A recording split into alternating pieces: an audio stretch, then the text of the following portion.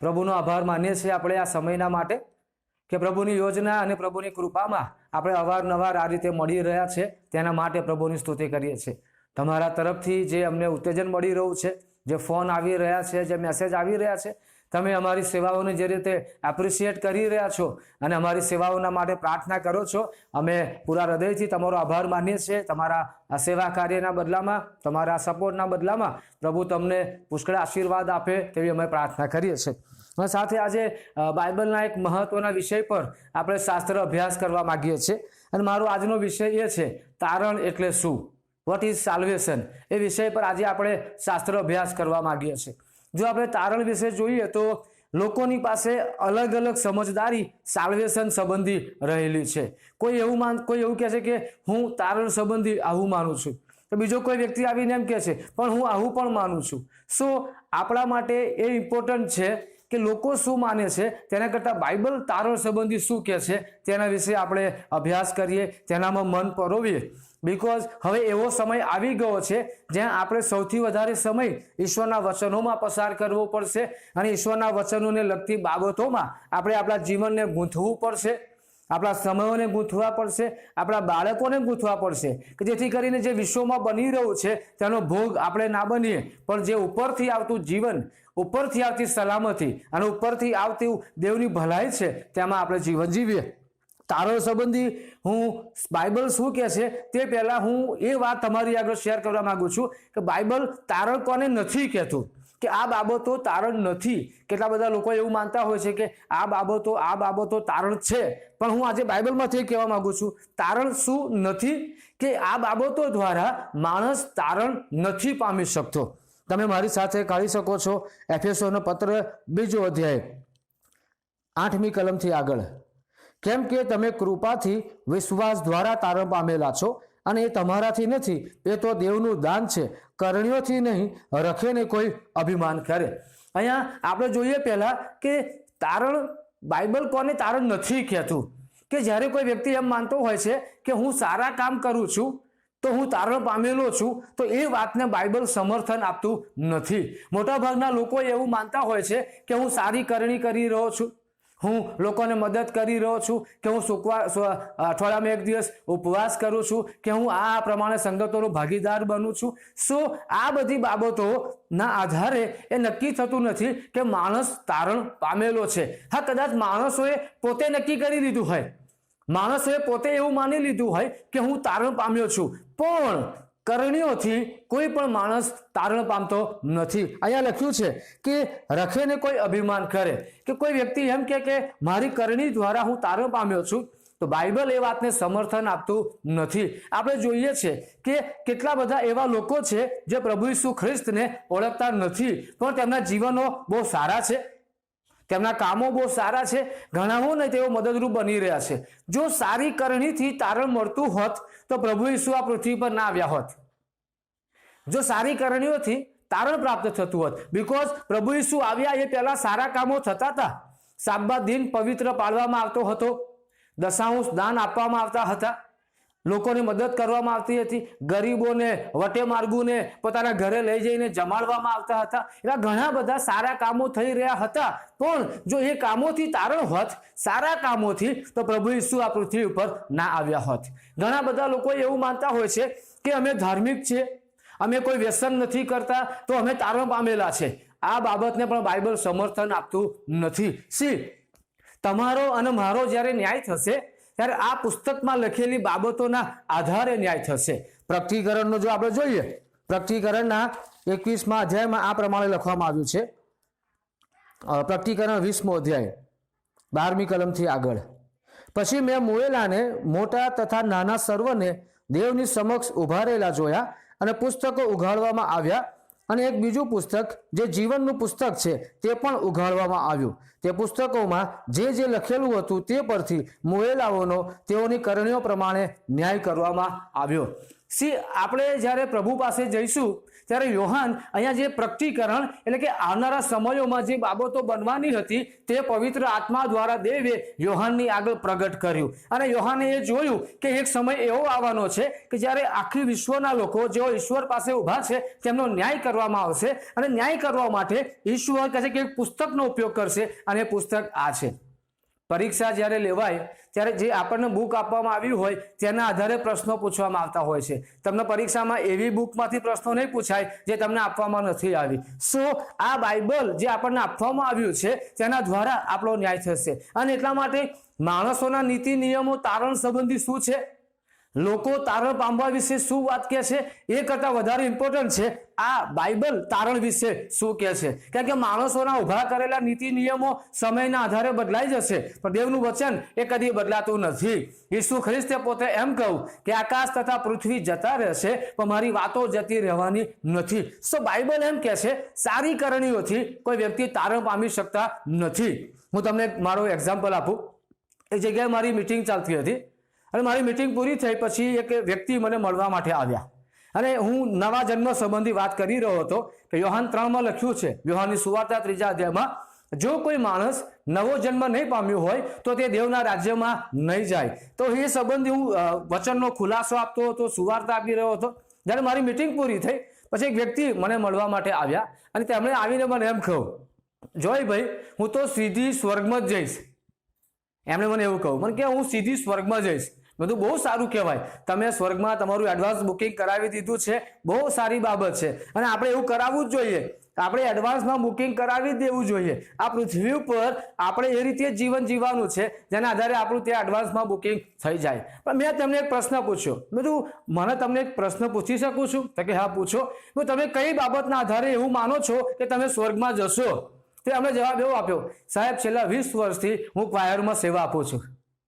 એમણે જવાબ એવો આપ્યો, છેલ્લા 20 વર્ષથી ક્વાયરમાં હું સેવા આપું છું. તો મેં કીધું, આંટી તમે એવું માનો છો કે તમે ક્વાયરમાં સેવા આપો છો તો સ્વર્ગમાં જશો? ધેટ મીન્સ તમે તો કરણી બેઝ ઉપર જઈ રહ્યા છો. સી તારણ પામવા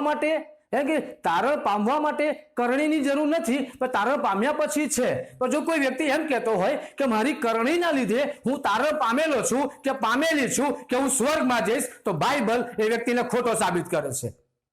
કારણ કે તારણ બહુ સ્પષ્ટ FSC 2 માં આપણે વાંચ્યું, તારણ કરણીથી નથી. ઇવન યશાયા 64 તો એવું લખ્યું છે, અમારા સારા કામો દેવની આગળ મેલા ચીથરા જેવા છે. જે સારા કામોના લીધે માણસો કોલર ઊંચા કરતા હોય છે, જે સારા કામોના લીધે તેઓ એવું માનતા હોય છે કે અમે દેવના પ્રિય છે કે લોકોની વાહવા. સી ઘણી બધી વખત લોકોની વાહવા કરતા ઈશ્વરની વાહ આપણને વાહવા મળે એ બહુ જરૂરી છે, એ વધારે ઇમ્પોર્ટન્ટ છે. કારણ કે માણસો આજે તમારી વાહવા કરે છે અને કાલે તમારા માટે ખોટું બી બોલશે. સી ઈશ્વર મારા માટે શું કહે છે એ વધારે ઇમ્પોર્ટન્ટ છે. સો પહેલી વાત તારણ સંબંધી કે તારણ કરણીઓથી નથી. બીજી વાત હું તમારી આગળ રજૂ કરવા માંગુ છું. યોહાનની સુવાર્તા 1 અધ્યાય 12મી કલમથી આગળ, પણ જેટલાએ તેનો અંગીકાર કર્યો એટલે જેટલા તેના નામ પર વિશ્વાસ કરે છે તેટલાને તેણે દેવના છોકરા થવાનો અધિકાર આપ્યો. 13મી કલમમાં લખ્યું છે, તેઓ લોહીથી નહીં કે દેહની ઈચ્છાથી નહીં કે માણસની ઈચ્છાથી નહીં પણ દેવથી જન્મ પામ્યા. આમેન. અહીંયા બહુ સ્પષ્ટ કહે છે કે જેટલાએ તેમના પર વિશ્વાસ કર્યો તેટલાને તેમને દેવના દીકરા થવાનો અધિકાર આપ્યો.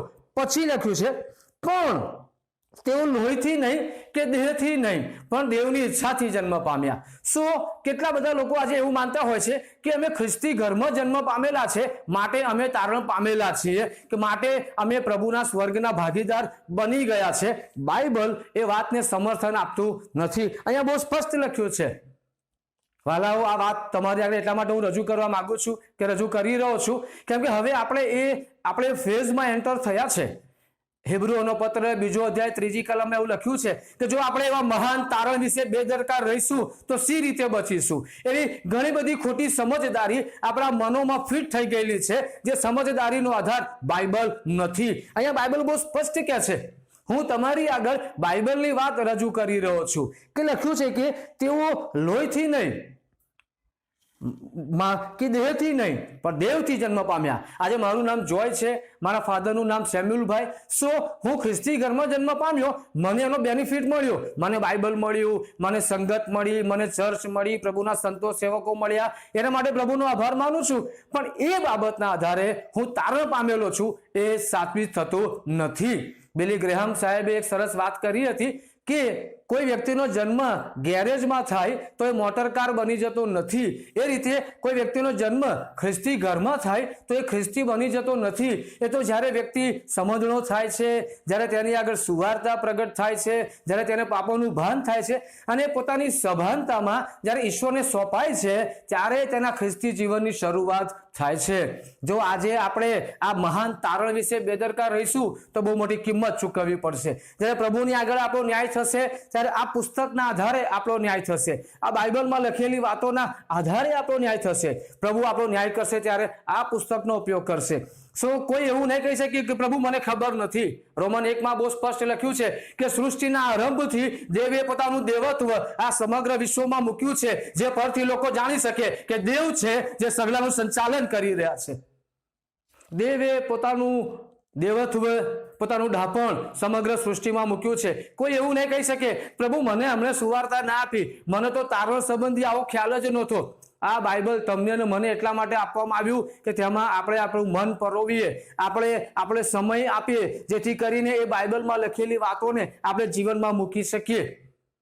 તારણ સંબંધી બાઇબલ આવું કે છે કે કોઈ વ્યક્તિ ખ્રિસ્તી ઘરમાં જન્મ પામે છે તો એ તારણ પામેલો નથી, એ સારી કરણી કરે છે તો તારણ પામેલો નથી. એટલા માટે લૂકમાં ઈસુએ કહ્યું કે 2 માણસો મંદિરમાં પ્રાર્થના કરવા માટે ગયા, એક દાણી, બીજો ફરોશી. એ ફરોશીએ પોતાના હાથોને ઊંચા કરીને એમ કહ્યું, ઓ પ્રભુ, હું તો ન્યાયી છું, આ દાણી જેવો પાપી નથી, આ પાપી છે. મોટાભાગના માણસો પોતાનું સ્વમૂલ્યાંકન આ રીતે કરતા હોય છે, હું સારો છું, કેમ બીજો આવું કરી રહ્યો છે અને હું આવું નથી કરી રહ્યો. વેલ, એ વ્યક્તિ જે પાપ કરે છે એ તમે નથી કરતા, પણ તમે બીજા પાપો તો કરી જ રહ્યા હો છો, રાઈટ? તો એ ફરોશીએ એમ કહ્યું, પ્રભુ, હું તો બહુ સારો છું, હું દિવસમાં 2 વાર પ્રાર્થના કરું છું, અઠવાડિયામાં 1 વાર ઉપવાસ કરું છું, હું આવો છું, હું તેવો છું, અને બીજા બધા આખી દુનિયા કરતા હું જ સારો છું. અને બાઇબલ એમ કહે છે એ માણસ પાપીને પાપી પોતાના ઘેર પાછો ગયો. પણ એ દાણીએ પોતાના હાથ ઊંચા કર્યા અને આકાશ તરફ જોયું પણ નહીં, એમ કહું, ઓ પ્રભુ, હું પાપી છું, મારા પર દયા કરો. અને એ ઈસુ જેમના હાથમાં માણસને પાપોની માફી આપવાનો અધિકાર છે, એ ઈસુ એમ કહું, જેણે પોતાના પાપ કબૂલ કર્યા એ ન્યાયી ઠરીને ઘેર ગયો. એટલા માટે બાઇબલ એમ કહે છે જે પોતાને ઊંચો કરે છે તેને નીચો કરવામાં આવશે, અને જે પોતાને નીચો કરે છે તેને ઊંચો કરવામાં આવશે. વાલાઓ, સમય બહુ મહત્વનો છે.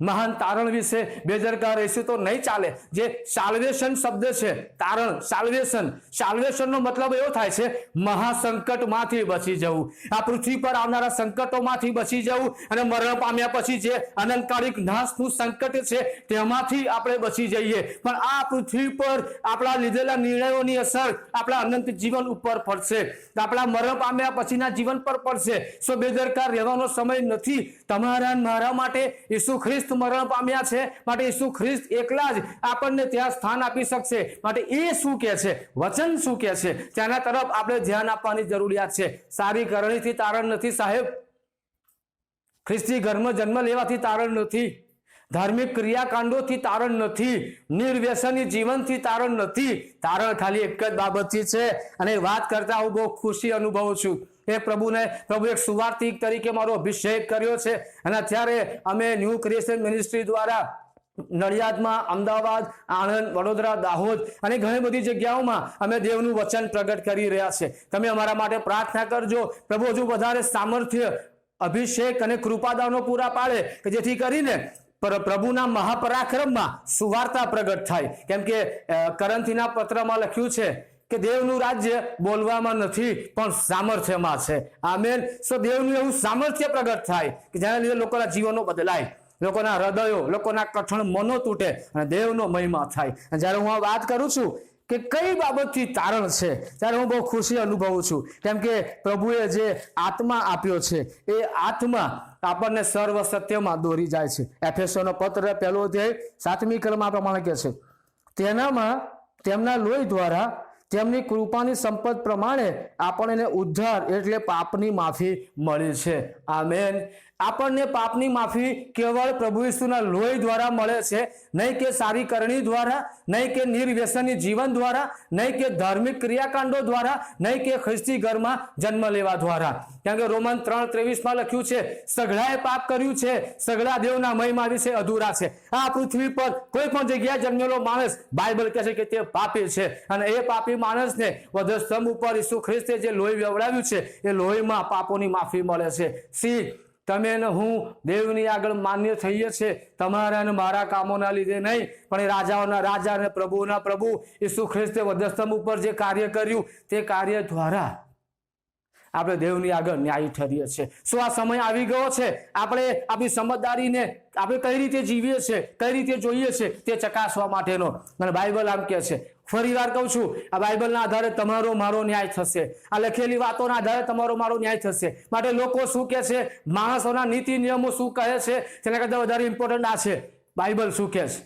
આ બાઇબલ જે ત્રિએક પરમેશ્વરે આપણને આપ્યું, તારણ એ દેવનું કાર્ય છે, કોઈ માણસનું કાર્ય નથી. કદાચ સુવાર્તા આપનાર વ્યક્તિ હોઈ શકે છે, પણ હૃદય બદલનાર તો કેવળ ઈશ્વર જ છે. શું આ સંબંધી તમે શું વિચારો છો?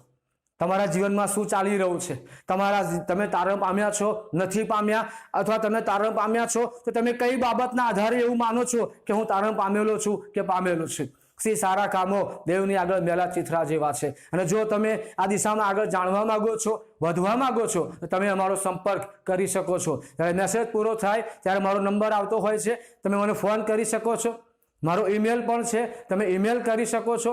એ મારો વોટ્સએપ નંબર છે, તમે મેસેજ કરી શકો છો. અને એક વાતની ખાતરી રાખજો, પ્રભુની સેવામાં આવ્યા પછી એક બાબત તમે શીખ્યા છે, હું શીખ્યો છું, તે છે કોઈ પણ વ્યક્તિ જ્યારે આવે છે અમે તેનું નામ કદી જાહેર કરતા નથી. નીતિ વચનો 25 લખ્યું છે, કોઈ વાતને ગુપ્ત રાખવી તેમાં દેવનો મહિમા છે. સો તમે બહુ વિશ્વાસથી અને શાંતિથી અમારો સંપર્ક કરી શકો છો, અને પ્રભુ ઈસુના લોહી દ્વારા જે પાપોની માફી મળે છે તમે પામો તેવી શુભેચ્છા અને પ્રાર્થના અમે કરીએ છીએ. આવો આપણે પ્રાર્થના કરીએ. દયાળુ પ્રભુ, અમે તમારો આભાર માનીએ છીએ, સ્તુતિ કરીએ છીએ, કેમ કે અમારા કામોથી નહીં પણ તમારા કામોથી અમે તમારી આગળ ન્યાયી બની શકીએ છીએ. તમારું લોહી અમને અમારા સગળા પાપોથી મુક્ત કરે છે. પ્રભુ, જેમ હિબ્રુના પત્રમાં તમારું વચન કહે છે કે તમે જો તારણ વિશે બેદરકાર રહેશો તો કેવી રીતે બચશો? પ્રભુ, અમે નાશ પામવા માટે નથી, અમે બેદરકાર રહેવા માટે નથી, પણ અમે તો જીવન પામવા માટે છે, અમે અનંત જીવન પામવા માટે છે. પ્રભુ, મારી પ્રાર્થના છે, પવિત્ર આત્મા દેવ આ વચન સાંભળનાર દરેક વ્યક્તિની સાથે તમે વ્યવહાર કરો, કેમ કે તમે સત્યનો આત્મા છે. પ્રભુ, કોઈ માણસ ખોટો હોઈ શકે છે પણ તમે કદી ખોટા હોઈ શકતા નથી. માટે પવિત્ર આત્મા દેવ તમે તેઓને સર્વ સત્યમાં લઈ જાઓ, તમે તેઓને પાપોનું ભાન કરાવો, અને તારણની સાચી સમજદારીમાં તમે તેઓને લઈ જાઓ, અને એ દિશામાં પગલાં ભરવા તમે તેઓને તમારી કૃપા આપો. તમારા કૃપાળુ હાથોમાં હું તેમને સોંપી દઉં છું, પ્રભુ ઈસુના નામમાં. આમેન.